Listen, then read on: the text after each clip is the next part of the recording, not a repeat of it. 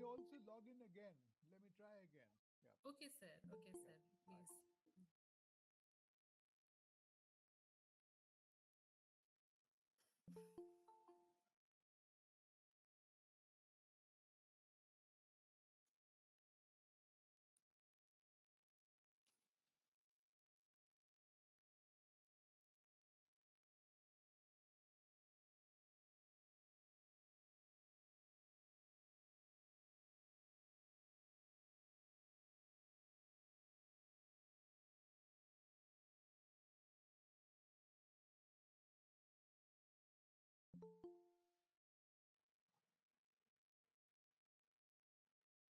Good evening.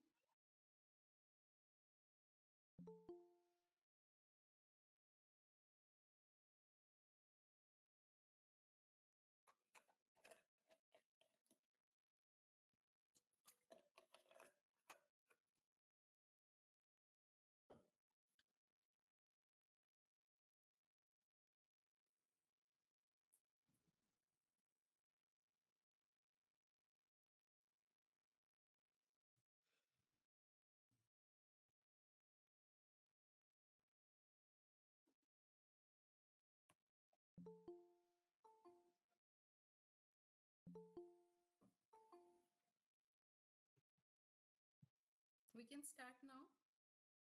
And I request my technical team to please live stream the same on YouTube.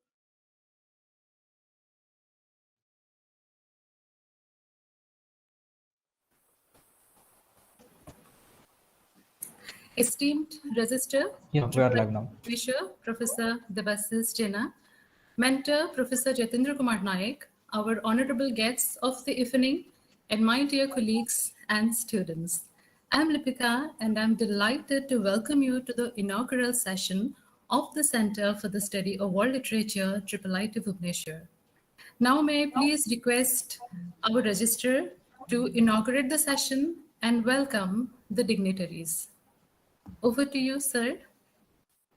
Thank you, Dr. Lipika. Today, on the occasion of the inaugural session of the Center for the Study of World Literature, IIIT Bhubaneswar, I extend a warm welcome to all. Now, I take this opportunity to introduce the dignitaries present with us today.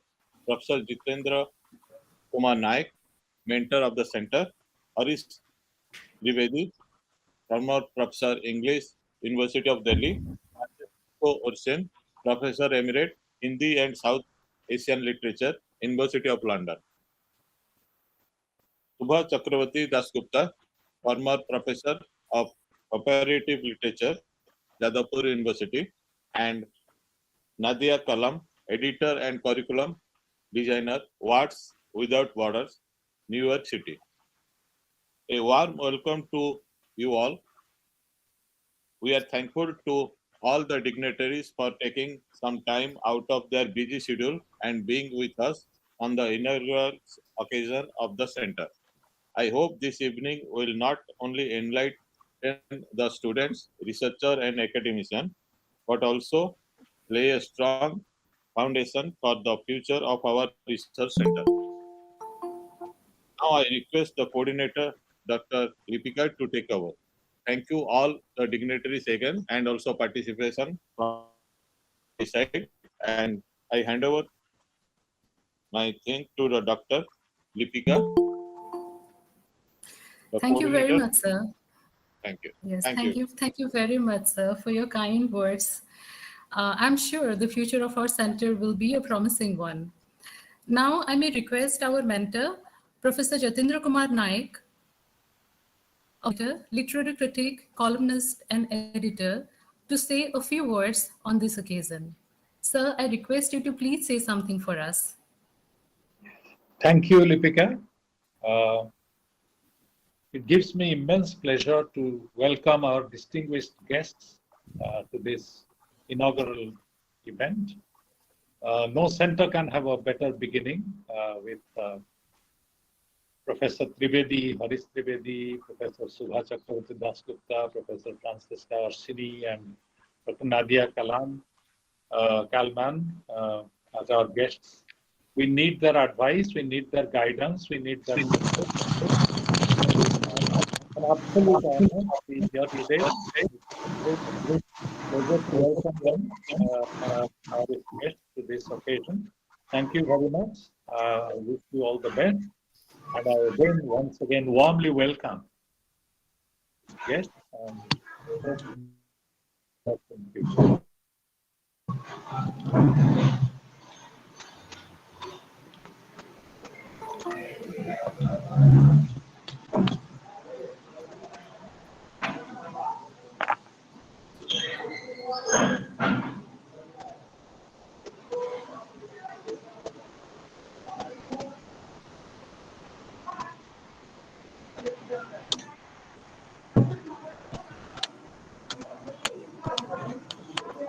Thank you very much, sir, for your kind words.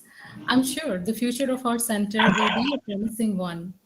And now we have a small video to introduce our center to our audience. I request Prince video for us.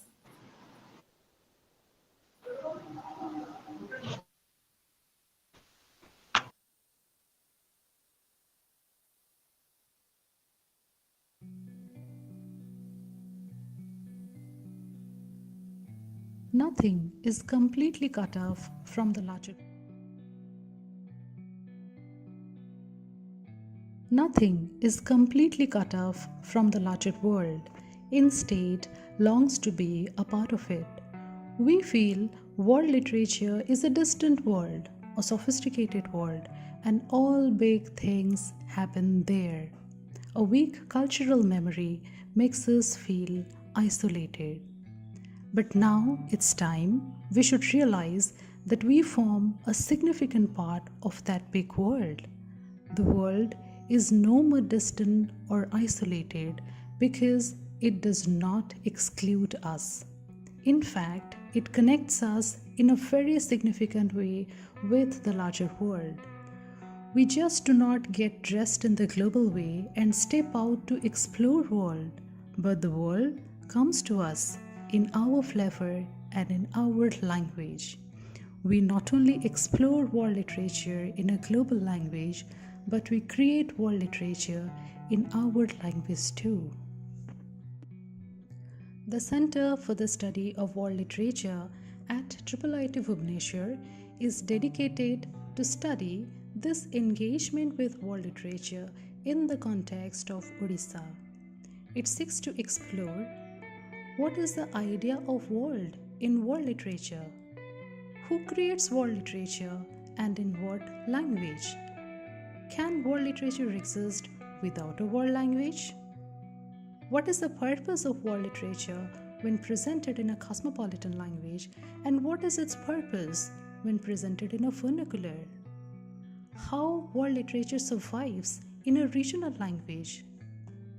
To explore these questions, we focus on studying the reception of world literature in India in general and in Odisha in particular, providing a forum for study and research on world literature, digital humanities, translation, and comparative literature, studying world literature in the context of Odisha, and work on the pedagogical possibilities in curriculum designing, promoting research through collaboration and partnership with academic institutions working in these areas, studying periodicals and journals that disseminated the idea of Biswa Sahitya in Odisha. Our research areas are world literature in regional languages, Cold War and world literature, role of periodicals in disseminating world literature, print culture and world literature, publishing history and the study of literature, challenges and blockages in the transmission of world literature. We explore how the global is conceptualized locally. It is interesting to see that one can conceptualize the idea of world in any part of the world because the world does not exclude us. Our center is a home not only to researchers and academicians, but anyone with an interest in world literature. To know more, please visit our website and join us in this venture.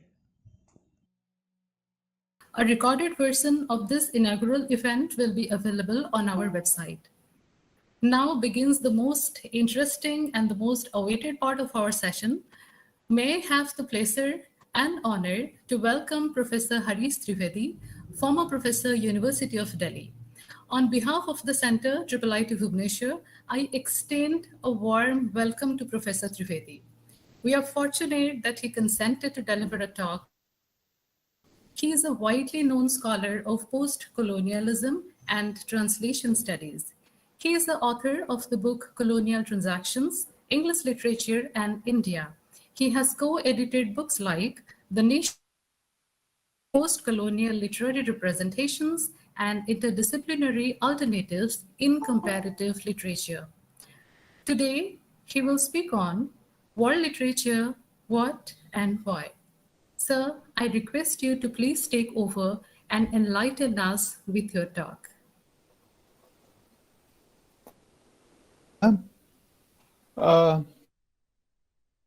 It's an honor for me for you to have invited me to be present here at the inauguration of your wonderful center, and the pleasure is entirely mine.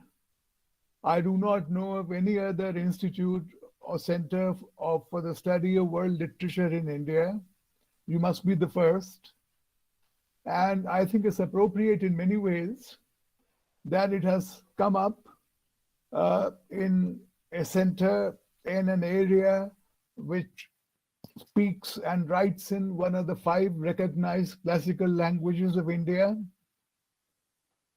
I know that there has a lot of preparation has gone into it, a lot of thinking and conceptualization has taken place. I was having a look today at the correspondence that Lipika has had with me, as I'm sure she has had with many others of you. The oldest mail that actually mentions world literature from her to me goes back to 2018. So it's not been built in a day or overnight, this center. I offered her a little bit of encouragement, and I also offered her a lot of discouragement. And I'm delighted that she has disregarded the latter part and that we are all here today. The discouragement was to the effect that it's easy to set up these centers, but it's difficult to sustain them. And what I remember saying to her is that she should have an institutional base. That's the first thing to ensure. She should have colleagues, which I'm sure she has, who are equally fired by the idea.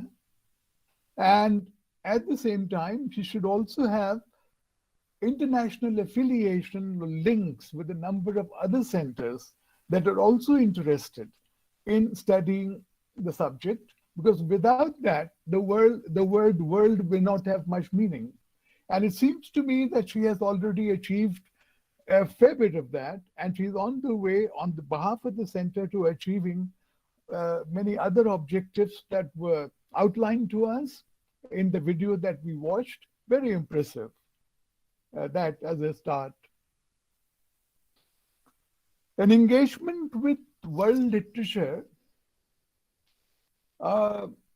comes with many motivations, some of them stated and some unstated. Let me try and state an unstated one first, and then we'll share the unstated ones. It is for any literature, for any area which becomes a center for the study of world literature, to try and project itself in the world of world literature, and perhaps to claim a spot in the sun, its own place in the world. If, as a part of the activity of this center, writers like Sarla Das and Balram Das and Upendra Bhanj, I'm especially fond of Upendra Bhanj. I don't know of many other poets like him. And Gopinath Mohanty and Sitakanta Mahapatra and Ramakant Rath and Pratibha Ray and J.P. Das and a whole number of other extremely distinguished Odia writers were to find greater visibility across the world, that would be a wonderful achievement. So part of studying world literature, part of the motivation behind it, whether acknowledged or unacknowledged, is a kind of projection that we also exist in the world, and there perhaps is a place for us only if we can sufficiently project ourselves. But together with projection, there is another even more important element in the study of world literature, and I wish to emphasize that a bit more. And that is not projection, but injection. That's something that comes to us. That Odia literature or Indian literature should go out into the world is, of course, the desideratum dear to all of us. But that world literature should come to Odia and to India and be available more and more in our own languages is, I think, a higher and more enriching and worthier objective behind the study of world literature. As happens in translation, who is the gainer? If a book is translated from Odia into English, Odia remains what it is, more or less. But English is richer by a whole book. Similarly, if world literature comes into Odia, Odia is the language that gains. Odia is the culture that gains. So there is, I think, a necessity for balancing out the projection and also the incoming, the reverse traffic of world literature coming to us to enrich us from many parts of the world. I think the major objective behind any center of world literature for the study of world literature should be a discovery of the world in terms of its literature.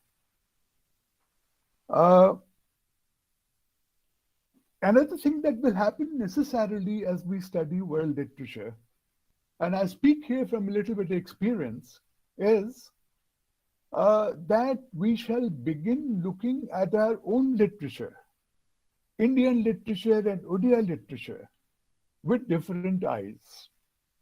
Having seen the world, we will then begin looking at ourselves and our own literature in a way that will be utterly enlightening. And this, as I say, is perhaps the third kind of gain in studying world literature. And another gain that is, I think, the ultimate gain.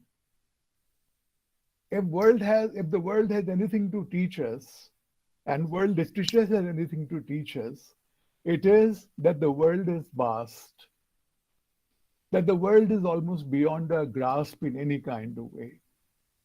And that knowledge in itself is extremely humbling. That teaches us humility in the presence of the world and of the literatures of the world. In a very new sense, then, we might discover Vidya Tadati Vinayam. Knowledge leads to humility, not to power. Knowledge is not power. Ignorance is power. Knowledge is humility.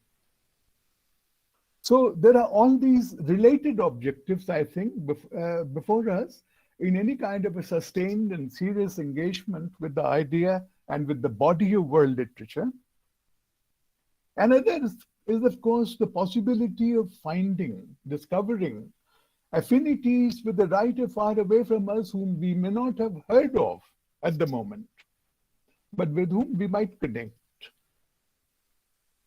My major example here is, of course, Bhavabhuti, the Sanskrit poet and dramatist from the 8th century, who all those years ago said, Utpatsite tu mamako pisamana dharma kalo hiyam niravadhir vipulash prithvi. The earth is vast, time is endless, and so even if my contemporaries do not appreciate me very much, certainly one day, somewhere, sometime, somebody would be born who will truly understand and appreciate me. There are any number of authors all over the world waiting for us to appreciate them and connect with them, and thus to enrich ourselves. finally, I wish to narrate what I already alluded to, my experience, my brief experience of being at the other end of world literature as well. My brief, not brief experience, very long experience. Uh, in the year 2004, there was a conference in Stockholm, which then resulted in a major project. And my friend Omir Dev came to be connected with it later at a certain stage. I see him here. And the project was to write a history of world literature. At least two major anthologies of world literature have come out. A companion to world literature has come out, equally voluminous, if not more so. And a history of world literature was contemplated to be written at that conference. There is the book of the conference. I don't know whether you can see it properly. It's called Studying Transcultural Literary History. The word world does not occur in it. And in this volume, which is the volume at that conference, there are papers by those who attended it, including Franco Moretti, David Damrosch, Jalal Kadir, Chang Long-Shi, Theo Dan, and last and least, your humble servant. And then began a project in the year 2004, which after 18 years is coming to a culmination now. In the year 2022, in late May or early June, a history of world literature, which is not called a history of world literature, will be published in 4 volumes. And that's the kind of engagement that I would perhaps like to write about from the inside, about what it is not only to read something in world literature, but to write about it, as I said, from the inside with all the trepidation, all the responsibility, but not today. Meanwhile, it's enough to say just 2 things more, perhaps. One is that the term world literature has always been contaminated. There is a book called Against World Literature, and there are several articles which are also determinedly against the very idea of world literature. To them, it sounds like the World Bank or the WWF or something like that. So the idea of world literature has to be redeemed from the negative connotations of the term world literature. The history that we have produced that's forthcoming is called Literature, a World History, merely so as to avoid it. And the very last thing I wish to say is, in Odia, what are you going to call world literature? Will you call it Vishwa Sahitya? Or would you have another nomenclature for it, such as Rabindranath Tagore produced just over 100 years ago when he called it Vishwa Bharati, which is a little wider, but pretty much the same thing. But not only the name, how are you going to conceptualize? And I must not say you, how are we going to conceptualize world literature in Odisha, in India, in a way that might make some kind of a contribution to the discourse that already exists on world literature in different parts of the world? I very much look forward to all these developments. My very, very best wishes are with you, as well as congratulations, of course, on setting up this center, the first of its kind, as I said, and I look forward with great anticipation to whatever it goes on to do. Thank you very much.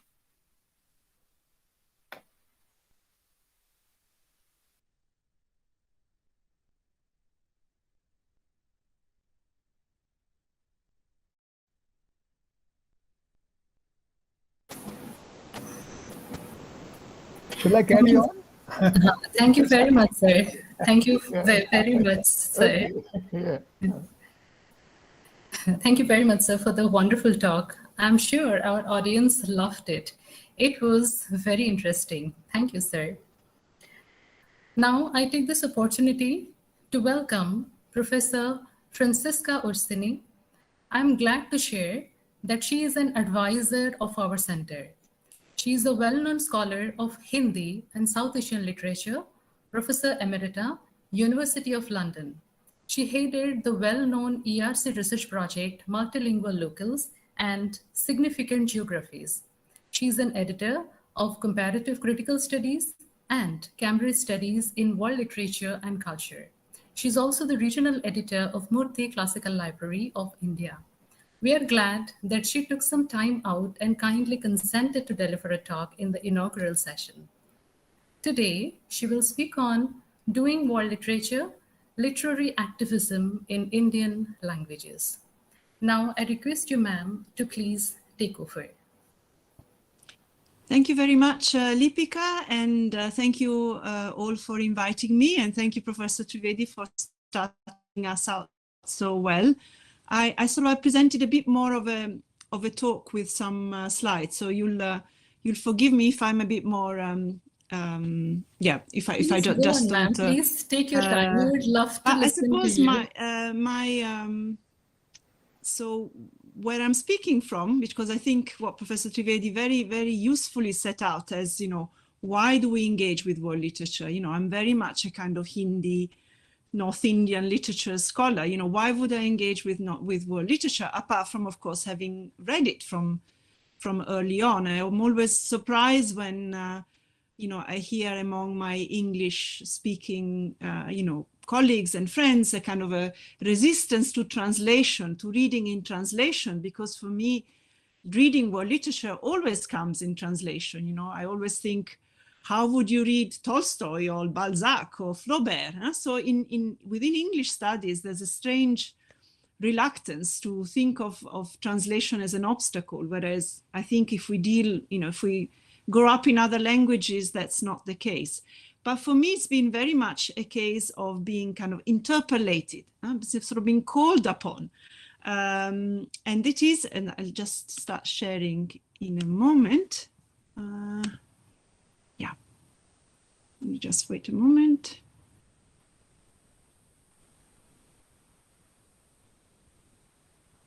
Okay. I think you can see my screen, can't you? Yes, I can't see anybody now, but never mind. It's clear. Okay, so my engagement with world literature, which has been now maybe 10 years long, has come very much from the kind of work on world literature that Professor Trivedi was talking about, which for me has been sort of, and I think of Franco Moretti's, call of world literature as a problem, but also that world literature cannot possibly be the whole of world literature. So this new interest in world literature as the kind of comparative literature for the globalized, current globalized moment has, to me, hung too much on questions of definition, so that, what is and what isn't world literature? Oh, this cannot be world literature. This is world literature. Also, the kind of anxiety, which I think of an anxiety of mastery. So the idea that, oh, it's a problem. How can we solve it? How can we somehow contain it or manage it? So to me, the kind of, models that are the first reading, that are all on all the reading lists for courses on world literature, are models that try to immediately say, well, this is what world literature is. This is what it isn't. This is, and in the process, make actually a lot of world literature in the world invisible, which seems to me a kind of a contradiction in term. And this kind of global perspective, what I also call a kind of bird's view perspective, a perspective from nowhere, which is given as a kind of objective, this is part of the development of world literature, for me is very much instead a kind of, to go with Sanjay Krishnan, a kind of an institutive perspective. It's not just there. And so, some of the problems, and I think, as you or we start working on the center from the perspective and location of Bhubaneswar, would it be, how do we not fall into the kind of single Eurochronology of world literature, that already has Goethe as a kind of starting point, but also slots the other literatures of the world according to, let's say, a chronology of, the birth of the novel or modernism and so on. And where, to go with Amir Mufti, other literatures kind of get assimilated. And sort of world literature, models of world literature assume a global integration. There's now a global book market. The novel has become the central, the kind of currency of world literature. Tastes or trends kind of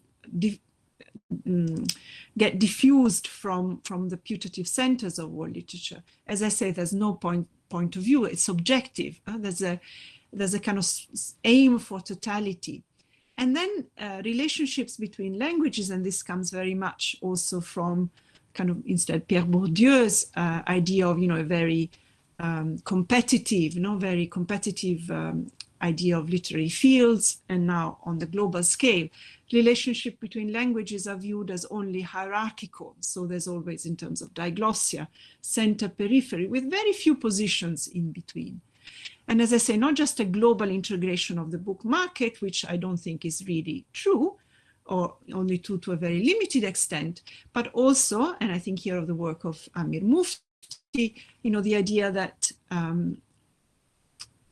ideas and models of world literature assimilate genres that may have different local terms and genealogies and meanings into kind of universal categories. But also where, for example, autonomy, the autonomy of literature becomes a universal value. In that way, I think downplaying or the enormous importance that politics and that political interest and political passion or commitment has actually had in interest, work on world literature, interest in world literature, translation, and so on. I'll just skip because I know that I haven't got that much time, but this led to the project that Lipika already mentioned, which was called Multilingual Locals and Significant Geographies. So against a single idea, top-down view of world literature, instead starting from the very kind of commonsensical notions that actually, instead of world literature or comparative literature being a kind of a summation of monolingual national literatures, actually in most parts of the world, if not all parts of the world, literary cultures are and have been multilingual. That is true of France, of Italy, even of England, of Britain, but certainly of India, of the Maghreb, of the Horn of Africa, which were the centers of our project. And so if we start from, these located perspectives and from the idea that instead of a single world literature, each perspective, each language, each author, each network, each genre, which will have its particular significant geographies. And so the world is really crisscrossed by these different sort of geographies, then very different keywords emerge. And this is really what I want to just very briefly show you through some of the work that I've been doing on, in fact, magazines in the context of India. And you can look up the website and some of the materials that we have presented, translated, and some of our keynotes that are here. So let's take the magazine, for example.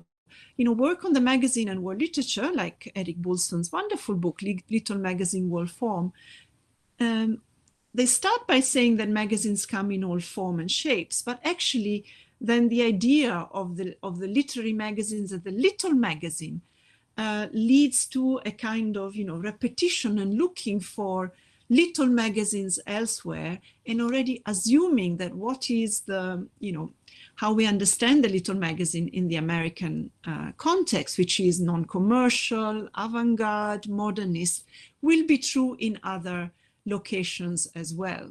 And then these various locations can kind of be network. And in fact, as Elizabeth Holt, an Arabic scholar, talks in the context of the magazines of the Cold War, they lead to a global simultaneity of literary experience. We go back to the kind of Casanova's model of, a single Greenwich meridian. We're all on the same plane.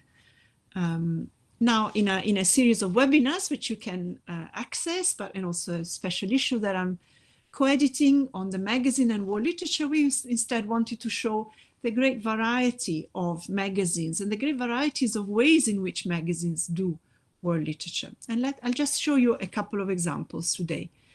One, if we start from the early 20th century with the Modern Review, which of course was not just a literary magazine, but we see that in this period, as Isabel Hofmeier has talked about, the cut and paste model of the periodical, world literature comes really as snippets, as gleanings. So it's a kind of cut and paste from other periodicals. Or world literature comes kind of in the folds as you're talking about something else.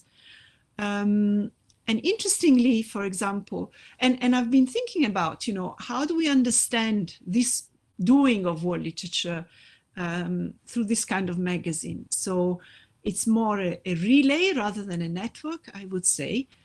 It's often is a kind of thin knowledge that is produced, a kind of visibility, a kind of familiarity, rather than a textual presence through translations, but that nonetheless creates, as I say, visibility and familiarity. And also we always have to think that, what is made, which part of the world is being made, which literatures are being made visible, and what is the temporality assigned to them. Is the magazine producing an interest in classical literature?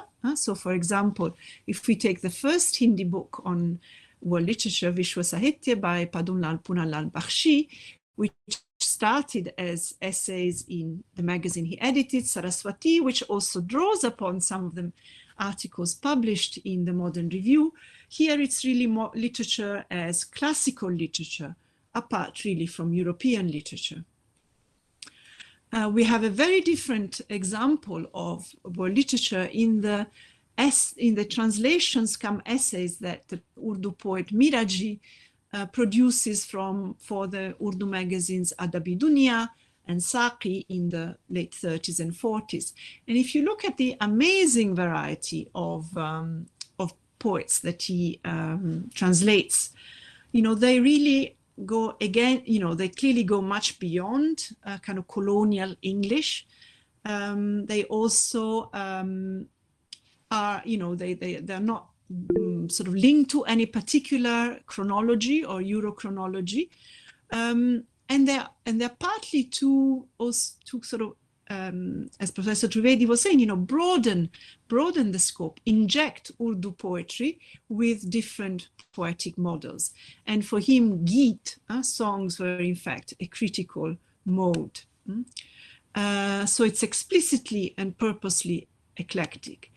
Interestingly, as I dug out, I found out that actually both the translations and at least some of the essays, very long essays that go with them, actually come from an English 12-volume anthology called Eastern Love by the English translator E. Powys Mathers. But again, talking about the relay rather than the network, Powys Mathers himself took a lot of his translations from a French anthology. So he called himself an Oriental translator, but he actually translated mostly from French, from this Anthologie de l'amour asiatique by actually a Levantine, so perhaps Greek poet and scholar and translator called Adolphe Talasso. So what I mean to say also here is that, once we start looking, once we start digging, rather than this clear center peripheries or, diffusion, we see that often there are interesting loops, recursive loops, and often the original, in fact, kind of disappears. My last example, and I'm sorry to be rushing, instead jumps to the Cold War period that also has been mentioned in the, Lipika mentioned, which was also the period of Indian, independence, decolonization, a great interest both of putting India on the map, but also linking, and of course a great internationalist moment with non-alignment and of course the Cold War. And I've been working on the magazines, Hindi and English, of this period, and basically all of them do world literature in different ways. So again, I'm interested in the different ways in which magazines can do world literature, either through translations, occasional translations. Often, in fact, foreign translations go hand in hand with translations from Indian languages. A kind of random, pick one story, everywhere, but which story, which writer seems to be more random, more indirect presence through critical articles, these really dense introductions, but no translations in Kalpana, the Hindi magazine Kalpana, and the special issues, what I call spectacular internationalism. And let me just show you a few of them. That the Nai Kahani writer, Hindi writer Kamleshwar, who edited first Nai Kahaniyan and then Sarika, the Times of India magazine, for longer than 73, particularly invested in. And I've been thinking more, and I'm trying to write at the moment on war literature as a special issue, where again, it's about visibility, it's about familiarity, it's about really presenting a particular configuration of the world. And the difference between having just one world story, one foreign story, to having a whole kind of anthology, a whole configuration in one issue will be clear in a moment. As you can see, not all of them are political, several are, and it's a kind of very flexible, very flexible notion, this one. I'm being struck at how, comparatively few Western European stories are, and more stories from Western Asia, Arabic, particularly Egypt, but also Iraq, Iran, and so on, Indonesia, and both Third World and Global South are terms that Kamleshwar uses, but also very interesting, especially shown neighboring countries.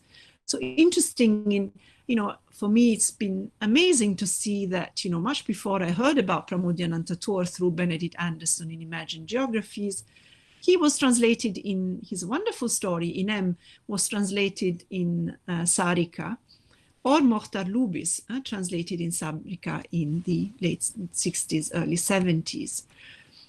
And interestingly, not just visibility, but also a creation of familiarity, because Kamleshwar also wrote a series of essays called Aaj Ki Kahaniyan Sahabhutiyan, on particularly the Egyptian story, the Iranian story, the Indonesian story, which he must have got from somewhere, though of course they never say where from, but where he kind of tracks the development of the Indonesian story as if it were the Hindi story.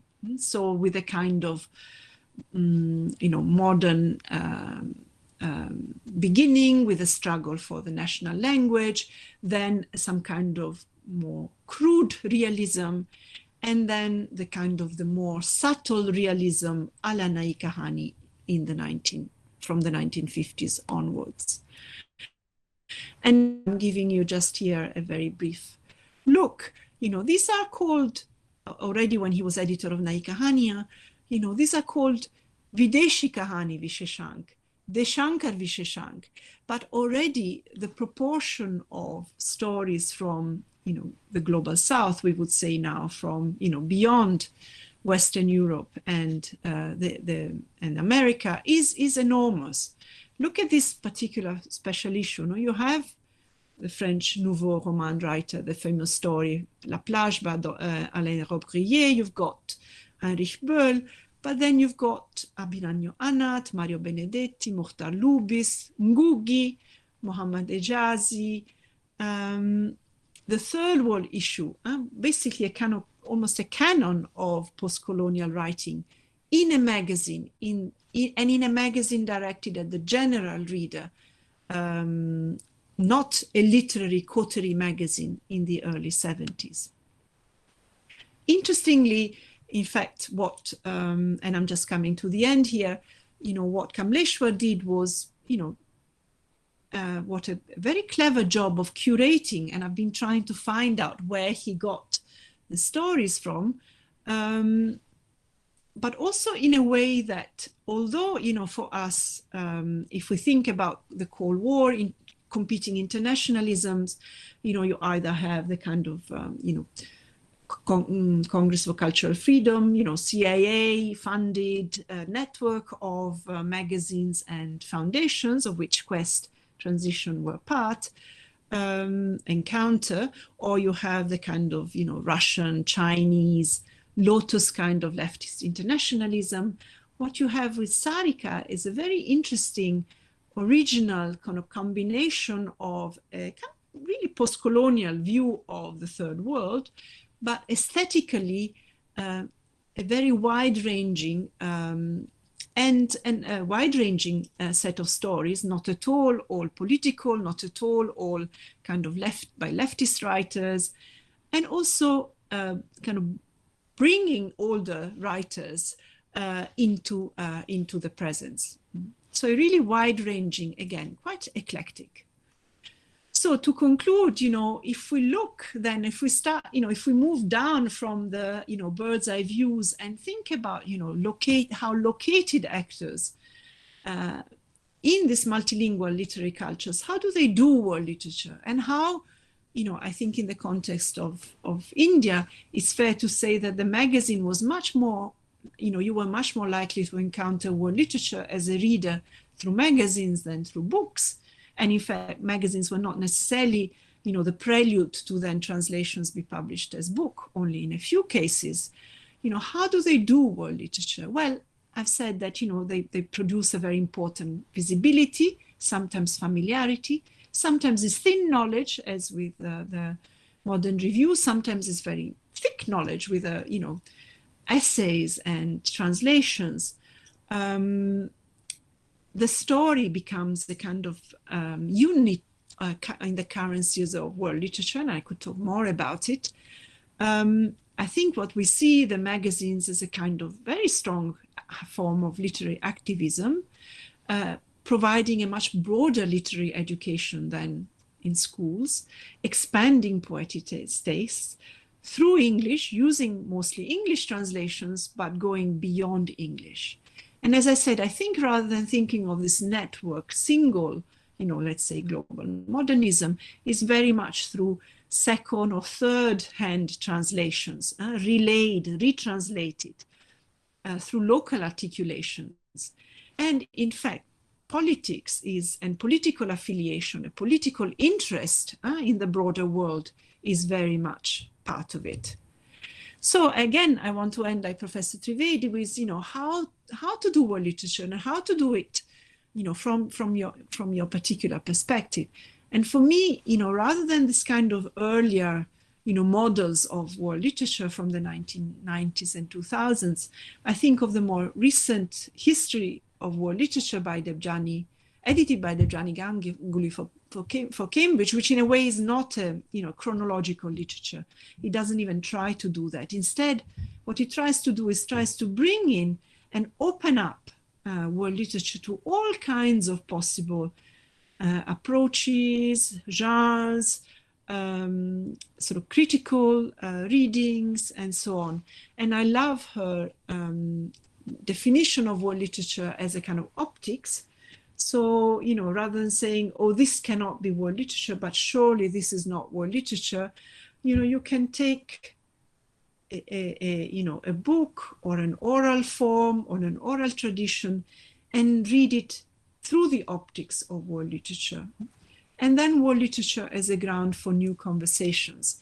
And again, I still see myself very much as a specialist in my own limited view of Hindi and of North Indian literary culture, but I've read much more about, Southeast Asian literatures, Arabic literatures, Middle East, the Maghreb, African literatures that I have ever done in my life. And that has definitely enriched my, my understanding and my, widen my horizon. So again, I want to end again with a question on how to do world literature from the location, the perspective, your own interests in Bhubaneswar. So as an optics, as new conversations with your own genealogies, thinking the world from your perspective, translations, poetics, genre, intermediality, orality, which is often so poorly served by kind of Western-based models of world literature. Different scales, different canons, migration, which is such a huge issue within the context of Odisha. So yeah, this is just to keep the ball rolling. Thank you.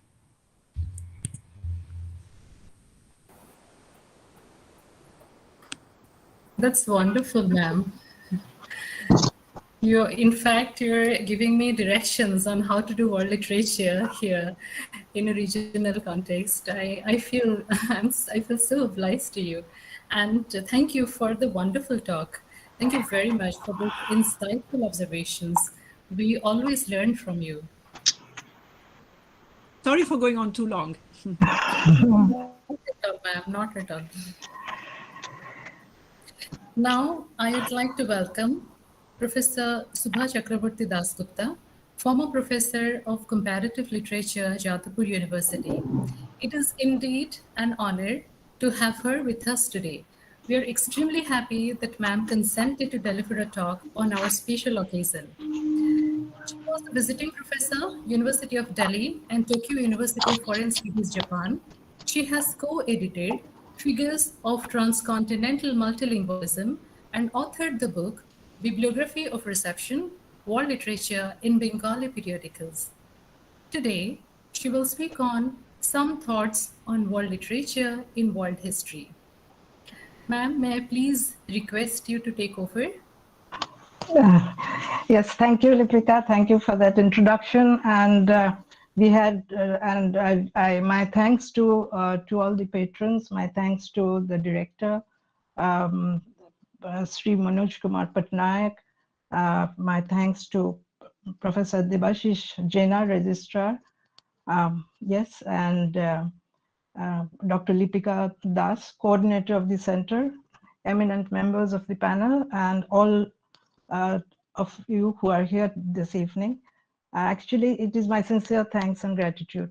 It is actually a great honor for me to be here today speaking at the inaugural of the first Center for the Study of World Literature, I think in India. And congratulations to IIIT Bhubaneswar for this initiative. We had a brilliant presentation from Professor Orsini, and before that from Professor Harish Trivedi. And what I will be speaking about would be little nuggets of world literature, maybe from different places. And this is world literature, I think, has at its center, or the study of world literature has at its center certain similar premises and desires to recover perhaps certain neglected, not certain, to recover neglected literatures, forgotten works, to be touched by them, and to allow others to be touched by them, and perhaps understand the manner in which the world and literature get constructed. Understand also how circuits of communication work, and understand the relation between the world and the region, and to try to imagine a theory to do all this. I will be looking at, it is good that, yes, it is good that you have, I think it's a central point in your research is world literature in a regional context. And first, let me try and give you a few examples. Small examples, or rather examples of representations of world literature in small manners that I have before me, and very restricted, perhaps very limited, but nevertheless, maybe we need to take some of these smaller areas, smaller initiatives into consideration as well when we think about doing world literature in the world.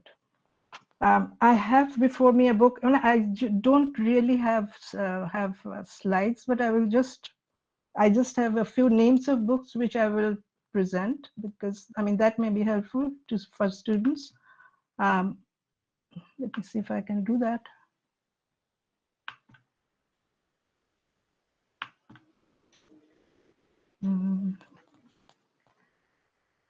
Sorry. Yes, I have before me a book called A Book of Luminous Things, an international anthology of poetry, 1998, edited by Czesław Miłosz, the poet who lived, who was from Poland, but who lived in America for a long time. And although the world literature does not figure in the title, the poet in his introduction states that a poet participates in the management of the estate of poetry, of that in his own language and also that of world poetry. And so he decided to contribute to this facet. But he said that instead of theory, I brought to it something of practice. And so this is, in the introduction, he also writes that the places where I gathered my hoard is not without significance. To some degrees, it explains the contents. He was teaching at Berkeley, and he says Berkeley's bookstores, libraries, including those of theological schools of various denominations, its university constantly I quote, its university constantly reminds one that California faces the Pacific, something to which the number of students from Chinese, Japanese, or Vietnamese families testifies. To this should be added the role of Buddhism in the somewhat too syncretic mosaic of religions. But I think the content is also dictated not just by the place, but by his journey, by the poet's journey through many contexts of suffering, of violence. And this is he also says that he has rejected in advance the idea of doing justice to the canon of today's American or world poetry. He does not include T.S. Eliot, although he values him much. He also tries to forget about revolts, movements, schools, etc. in literature. And he says, my proposition consists in presenting poems, whether contemporary or 1,000 years old, that are with few exceptions short, clear, readable, and to use a compromise term, realist. And later he gives a beautiful description of what he means by realist poetry. The book is divided into several sections, and they are epiphany, nature, the secret of a thing, travel, places, the moment, people among people, woman's skin, situations, non-attachment, history. There is a short foreword to each section. In the section on history, for instance, he gives the criterion for his choice. Poets of the 20th century, he says, have been forced to be aware of wars, revolutions, and changes in political systems.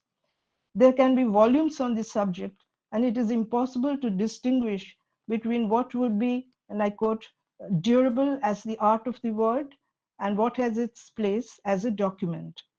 Then he speaks of his criterion, which is it is a personal explanation. He says, as a committed poet and an editor of publications directed against mass crimes, he says it is a source of optimism. It was a source of optimism for him that in this cruel time, such an anthology could be made. Hence, the section is short, that is, the section on history is short and limited to poems with a high degree of distillation. By distillation, he states, I mean that only the most essential elements are left. In this respect, poetry of the countries most severely tried by the calamities of the 20th century seems to be privileged, because their poets have given shape to those experiences in a most concise way. Later, when the question of world literature came to occupy an important place in literary discourse, I'm reminded of Rebecca Wolkowitz, critic and comparatist at Rutgers, who suggested that those novels where one encounters international events, world wars, etc., forcing people to move from one country to another, may all be read together. The economic forces of globalization get linked in these novels with the everyday lives of people, and without any kind of people without any kind of power, and a different perspective on world literature emerges. But now let me uh, make a quick reference to the effort made by a Bengali poet, Satyendranath Dotto, um, uh, in the first decade of the 20th century. He published 3 volumes of translated poems, Tirtho Sholil, Tirtho Renu, and Moni Manjusha. There were 541 poems from different languages of the world, including many Indian and Bangla poems. The poems were not organized thematically, but just as Professor Orsini was giving us certain examples, there were clusters such as Nari Vandana, or the adoration of woman, with short poems from Malaysia, Egypt, Japan, Greece, India, Europe, Persia, and Arabia. And then he says national anthem. I guess he means songs related to the nation, but there are a few national anthems as well. National anthem from England, Norway, France, Russia, Hungary, and then Vedic India, present India, and also the US. There were also lullabies from many different countries. The task of collecting, translating, reading world poetry was for the poet an act of pilgrimage, as the names of the 2 first volumes suggest, Tirtho Sholil, um, Pilgrim Waters, and Tirtho Renu, Pilgrim Pollen. In fact, there was a great desire for literatures of the world on the part of poets, writers, and readers linked with the desire for knowledge in the last decades of the 19th century, and that continued. And again, as this is we saw this in the case of Hindi, and that was true in the case of Bangla as well. And there were sections set apart to include reviews and reports of books published in weeklies and periodicals in England. The desire for world literature during the period was a desire to participate in the world. Dotto, in one of his poems, Tirtho Sholil, talks about his desire to establish a relationship of Anonder Atyota Korita. And in the short preface, he says that the main aim of this book is to introduce the different attires, different images, and different feelings of Vishwamanav, or universal man. And as Harishji had also pointed out, note that the word Vishwa has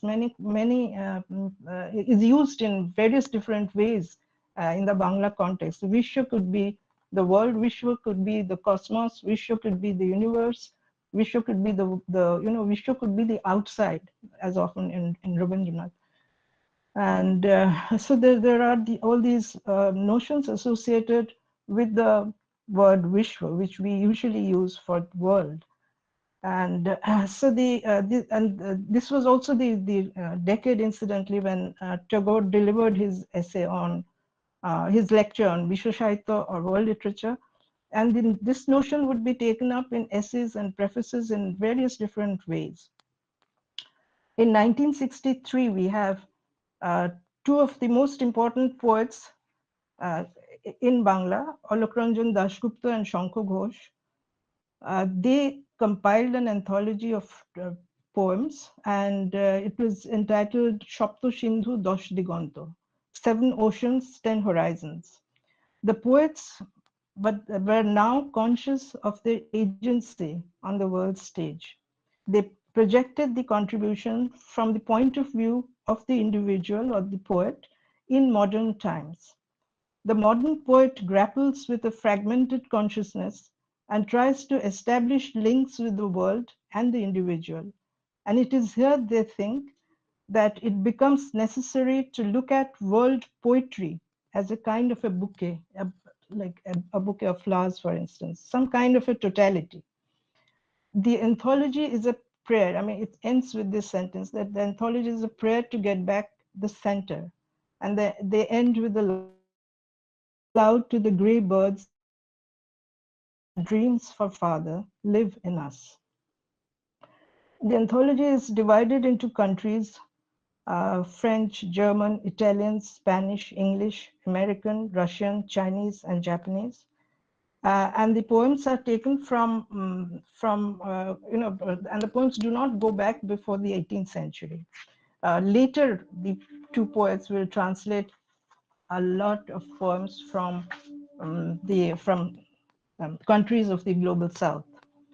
Alok Ranjan Dasgupta later wrote an essay entitled World Vision and World Literature, where he tried to understand in one's own cultural values could lead to the present world. He tried to look at Rabindranath's writings on rural literature and oral traditions, where he was looking for an inseparable core between the rustic lore and the elite art. He foregrounds this relationship in his approach to the concept of world literature and speaks of the influence of Goethe in this context. In this is sorry. Let me now, I hope I'm not taking too much time.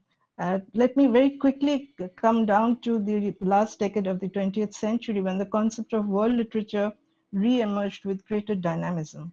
Re-emerged is perhaps not the right word because it was always there, of course, being practiced in departments of comparative literature, etc. And there were also attempts to write a history of world literature in 10 volumes in the Moscow Institution of World Literature.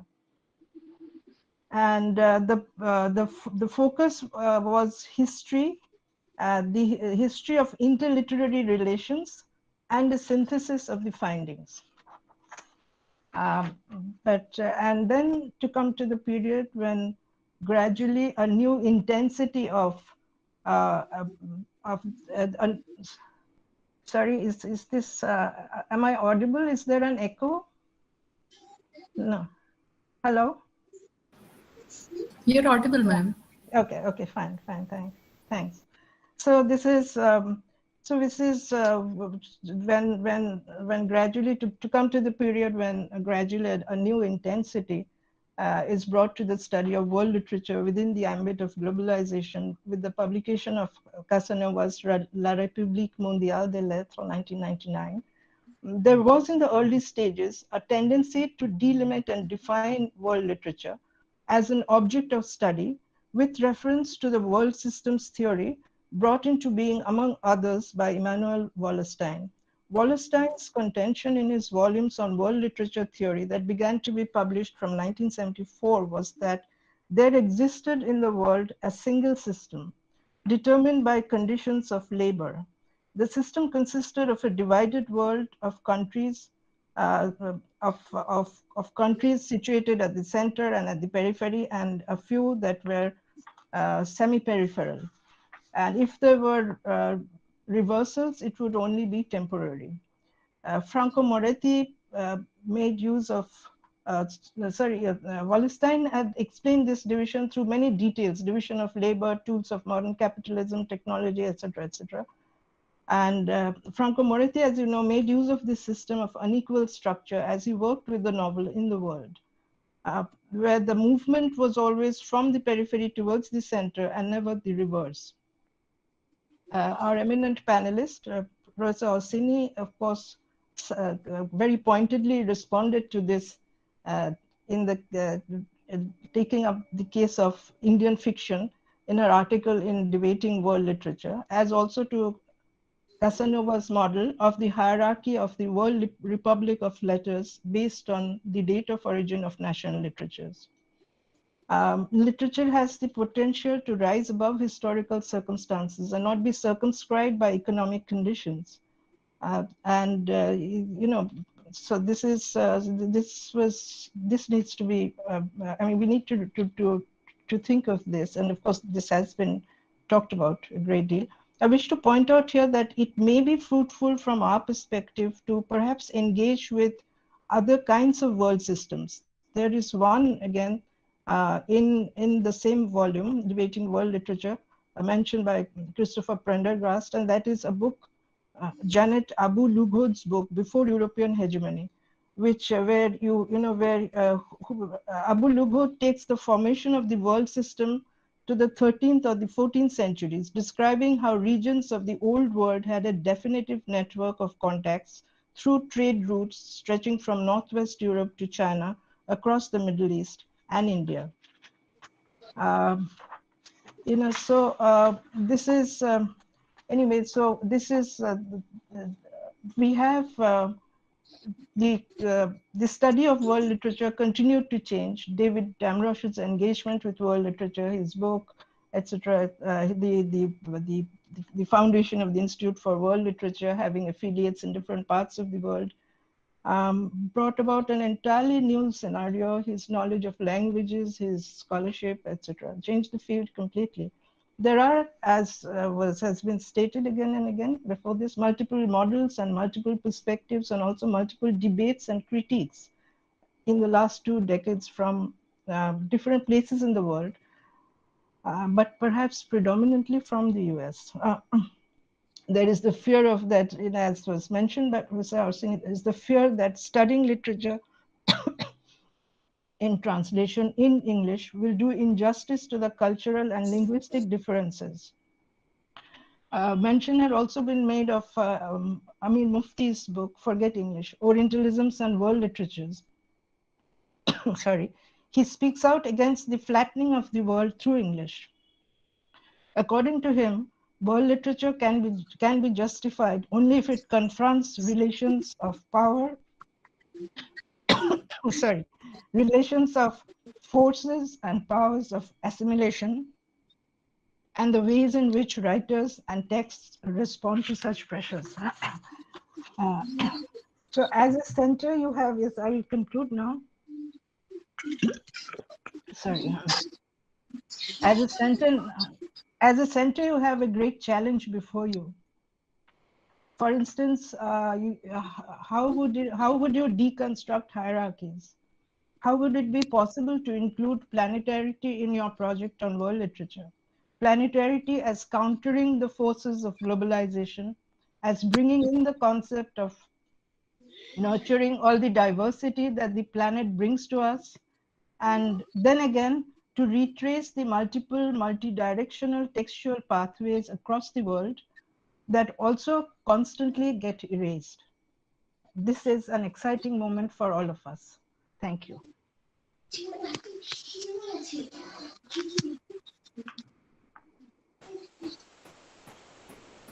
Thank you very much, ma'am, for the great talk.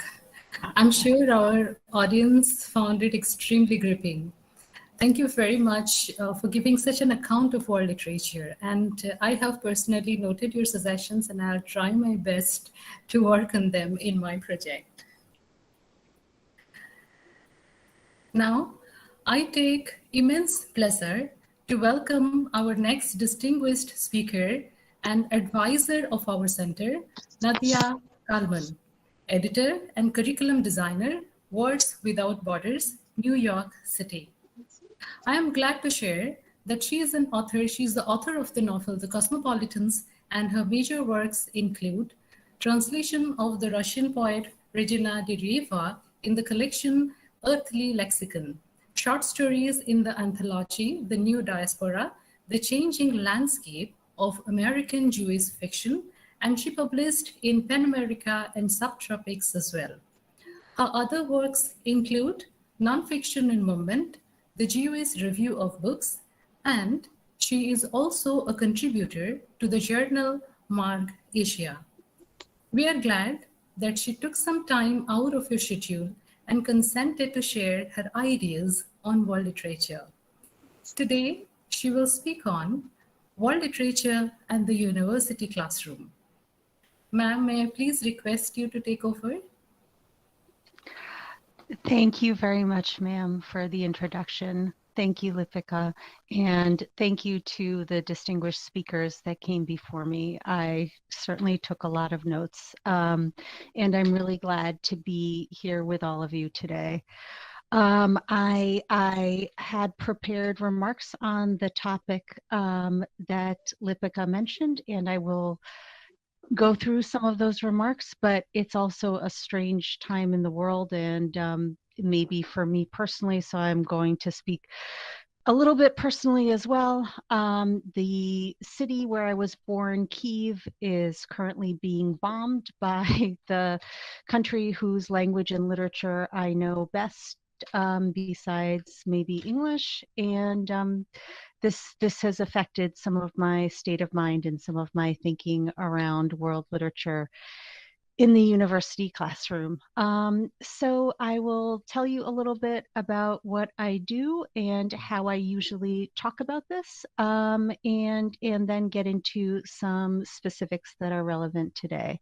So I think what I'll do first is just share with you the website that I edit. So I work with Words Without Borders, which, as you may know, is a publisher of world literature and a promoter of world literature in the Anglophone world. I edit Words Without Borders Campus, which republishes and contextualizes this literature classrooms. We organize it in a number of different ways, by theme, by country of origin, by region, and we have some deeper country-based collections as well as other literature that we talk about on the blog. So that is what we do. We aim to be used in college as well as secondary classrooms. We're used in a wider range than that, but that's sort of what we aim for. And we also aim to be used beyond the literature classroom. That is, we hope to be taught in colleges and universities where people are studying other topics, but have world literature as a part of their studies. And that has happened in a number of cases. And so when I go to these universities, I try for, and maybe a similar case to that is made when a center like this is started. And so what I ask is why is study like this needed, and what can students at the institute or college or university level gain from studying world literature? And I usually start off speaking very practically. I start off and then I end up speaking very practically. And I usually use the word relevance a lot. There places where I can go to make this case, the UN, the OECD, PISA. There's research on intercultural understanding and that overused and often underdefined word empathy, and the ability to work in diverse teams, and how study help students assimilate these attitudes or these skills. And then we also partner with, for example, the University of Texas, a social work program there. And so we see how in the helping professions like social work or teaching, learning from stories rather than from statistics about the issues that impact the populations that they serve, gets students a more individual, personal, a different kind of understanding of these issues than they get from statistics alone. And in fact, there have been studies about the impact of literature versus merely informational texts. And literature does have a longer lasting, perhaps a deeper impact on people, on students' thinking going forward. I can quote a little from Literature as Exploration by Louise Rosenblatt, where she writes, literature allows us to vicariously share in people's lives, struggles, and achievements. That word vicarious is interesting to me, and is a potential means of developing social understanding.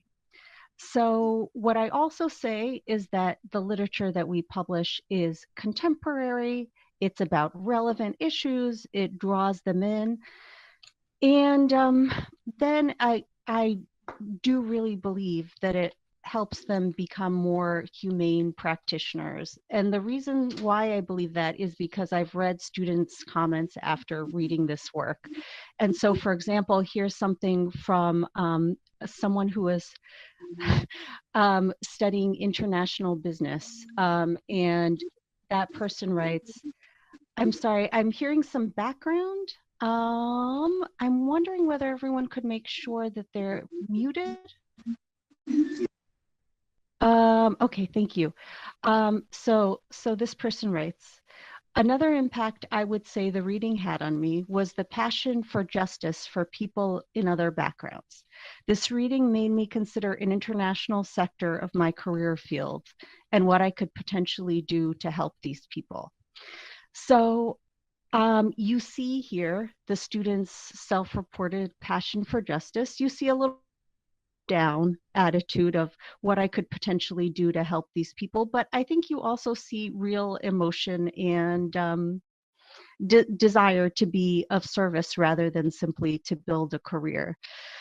And I think this is the place where the practical starts to bleed into the impractical reason why we read world literature. I think also of visiting a class of people preparing to be accountants, and we were looking at literature from China. It wasn't directly related to this, but one of the students suddenly started crying about the neighborhood that she came from and how people there didn't have access to any healthy food. And like I said, there wasn't like a one-on-one correlation between what we were reading, but something had hit her in an unexpected place. And I do think that less practical place where we get connected to literature and we're not even sure why, but we feel a way that we didn't expect to feel, is certainly where my own connections with literature began and continue. And those moments for me too stopped me in my tracks. So to share with you a specific poem that I recently read that had that kind of effect. It's called Injomi Rice Cakes, and it's from Korea, and it's about those sweet rice cakes that people make and sell, and it's about the author's memory of childhood and being left at home and having sort of a desultory day while his grandmother goes off to sell those rice cakes. And it's probably relevant to say that the poem is by Kim Sayan, who, in addition to being a poet, is also the president of the Literary Translation Institute of Korea. So it's interesting for me also to read from someone who's in our contemporary world of this literature. And it's translated from Korean by Brother Anthony of Taizé and Susan Hong. So I'm going to share the screen with you, and I'm going to share just a tiny part of that poem with you.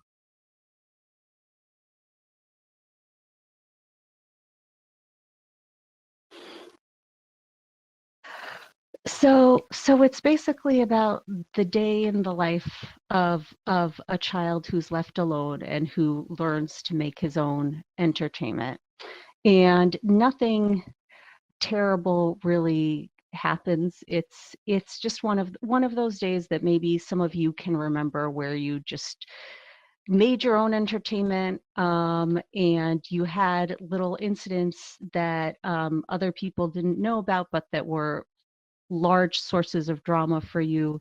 And at the end of the day, the grandmother comes home and he gets to eat the remains of the rice cakes. And then here's the last stanza.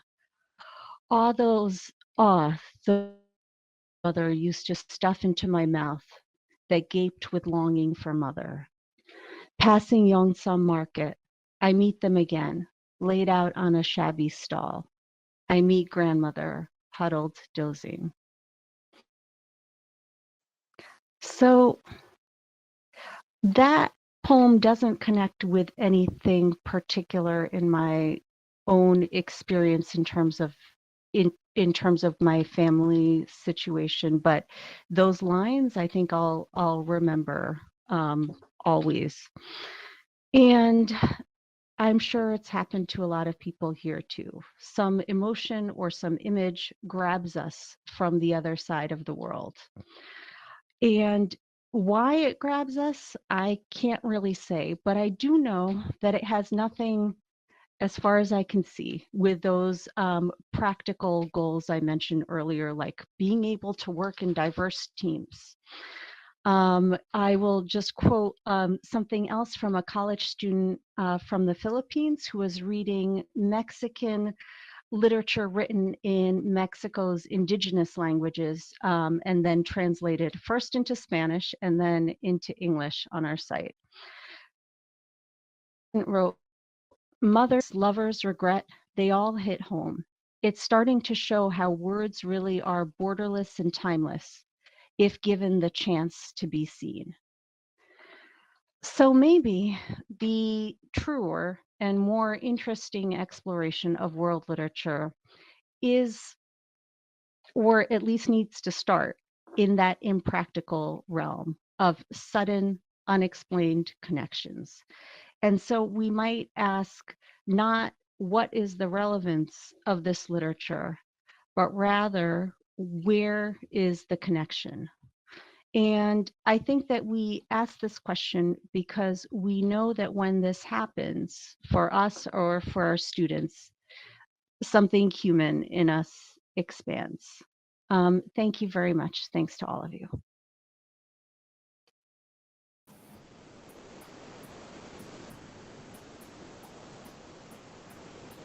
Thank you very much, ma'am, for the wonderful talk. Thank you very much for your insightful observation. Like personally, I find it was too gripping to take a pause. Professor Robert Gaffrick is present with us, and he is one of the advisors of our center. May I please request you, sir, to say a few words for our center? Yes, Lipika, thank you. I'm really happy to see that this initiative has gotten off and that you have started this kind of center in India, as it was mentioned, the first of its kind in the country. And I work at the Institute of World Literature in Slovakia. We have a very long history of study of world literature. Actually, the institute was founded in 1964, and we started engaging with these new concepts of world literature that have now been in the US or in Western Europe. And I hope that this vision you have got, that you look behind or beyond this Western European or American Anglophone culture. I really appreciate this, and I think that we should all, already mentioned by Professor Orsi and others, that the world is much bigger than the Anglophone world, and that especially this idea, which has been very current recently in the world literature studies, as Professor Dasgupta said, that we divide the world into center and periphery is, in my opinion, one of the biggest obstacles for the study of world literature. So, as a center, people who are associated with world literature success, all the best in this initiative. Thank you very much. Like, you have always encouraged me, and you have been a source of inspiration to me from. Thank you very much, sir, for joining us today. May I now invite any suggestions, any feedback from our audience?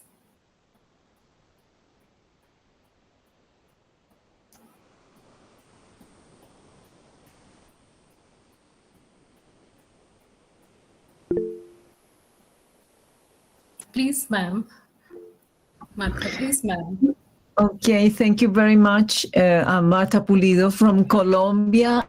I dearly thank you, Lipika Das, for inviting me to this exciting talk. And I'm very glad to see and to hear what Robert Gaffrick said, no, that literature is bigger than the Anglophone world. I am very happy to hear that, and so curious to see all these authors. I know few. I don't know so much Asian literature, but I'm very curious and willing to learn a lot from all of you. And congratulations, Lipika, to your university for the creation of this center. I'm very also interested in institutes of in world literature. I think I'm going to start this kind of research. Thank you very much to all of you. Thank you to Nadia Kalman. I was very touched to hear somebody from Kiev. Very, very much. I'm going to tell my students and my colleagues on Monday that I heard you.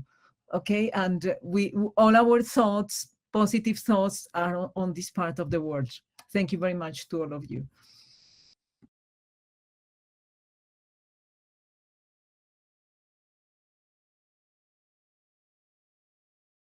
Thank you very much, ma'am. And I'm so sorry, my camera just stopped working at the last moment. And if I join from another device, that's creating a little bit of network issues. Thank you so much, ma'am, Martha, for being with us today. I feel so encouraged. Let me propose a vote of thanks. I'm immensely thankful to Manoj Patnaik, Director, IIIT Bhubaneswar, Registrar, Professor Debashish Jena, Mentor, Professor Jatindra Kumar Naik, Dean Academics, Professor Rakesh Parabantrai, Dean Students Affairs, Professor Tanutrishna Panigrahi, and the faculty team. Thank you for your enormous cooperation. And I must mention my deepest sense of appreciation to our technical team, Udit, Prince, Devi Prasad, Soham, Raj, Akankshu, and Srinivas. I would like to convey my special thanks to Professor Suraj and Professor Mukti for their involvement and cooperation. And I'm immensely thankful to the dignitaries, Professor Harish Trivedi, Professor Francisca Orsini, Professor Subha Chakraborty Dasgupta, and editor Nadia Kalman for their time. I convey my deepest sense of appreciation for being with us. And last but not the least, I thank our wonderful audience for being with us. A recording of this session will be available at our website shortly. Please visit for more information and join us. And join us every time and enrich us with your presence. Thank you. Thank you, everyone.